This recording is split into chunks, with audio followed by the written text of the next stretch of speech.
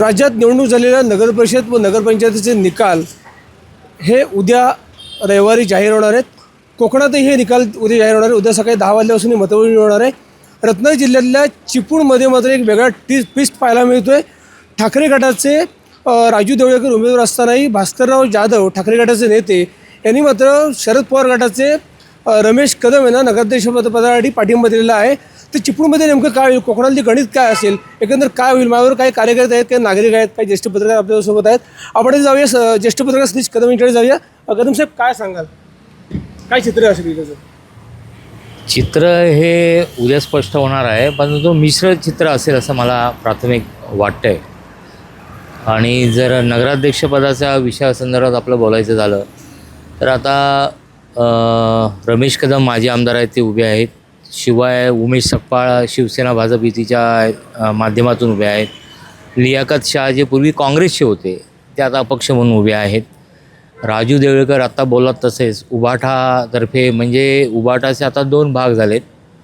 एक भास्कररावांचा एक वेगळा गट आहे आणि उभाटा जो राऊत माजी खासदार यांचा आहे तर ते एक उभे आहेत.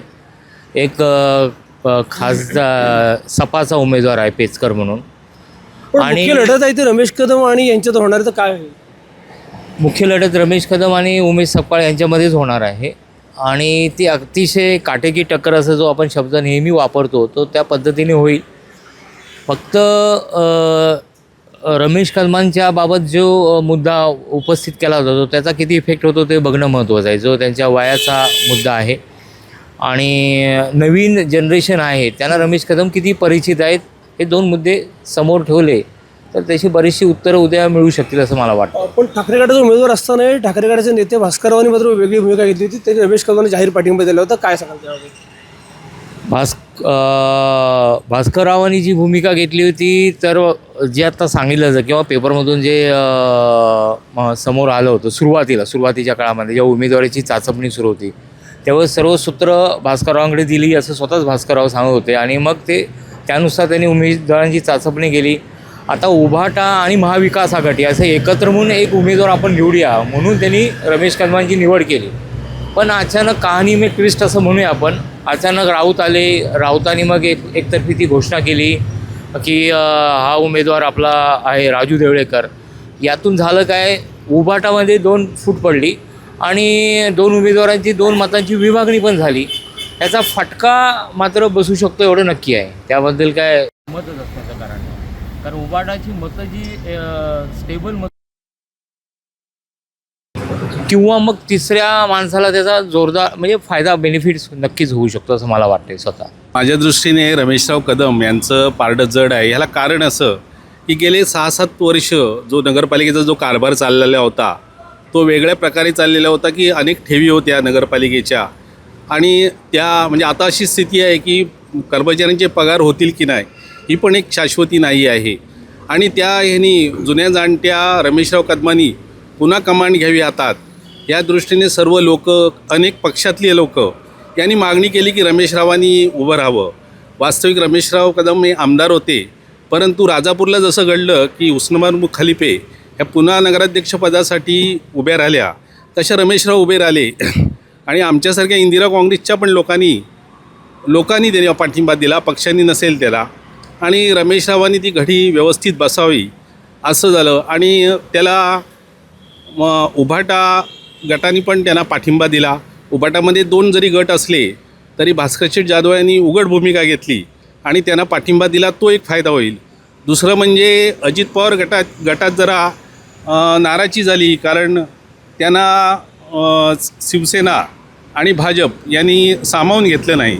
त्यामुळे त्यांचा नगराध्यक्षपदाचा उमेदवार हा मागे आला आणि त्यामुळे त्यांची जी मतं आहेत ती रमेशरावांना मिळतील आणि रमेशराव हे निश्चितच विजय होतील. पण महाविकासामुळे फूट पडल्याचं पाहायला मिळतं. असं असताना रमेशराव कसं कठीण जाणार नाही का? नाही, त्यांनी कठीण जाणार नाही. म्हणजे की असंच म्हणूया की शिवसेनेचा नगराध्यक्षाचा उमेदवार हा शिवसेनेचा उभाटाचा उमेदवार हा लादल्या गेल्यासारखं झालं.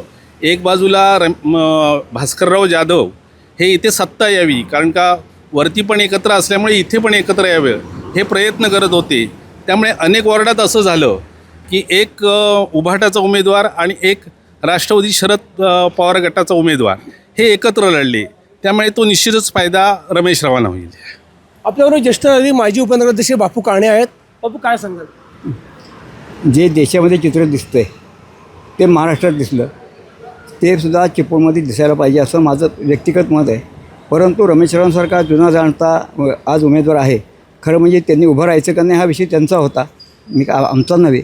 पण आमचं प्रामाणिक मत होतं की रमेश रावांनी एखादा तरुण कार्यकर्त्याला जर संधी दिली असती आणि त्याच्या पाठीशी ते उभे राहिले असते तर अधिक चांगला असतो. पुढची पिढी पुढच्या राजकारणाकरता पुढच्या विकास कामाकरता ही निश्चितपणे त्यांना उपयोगी पडली असती.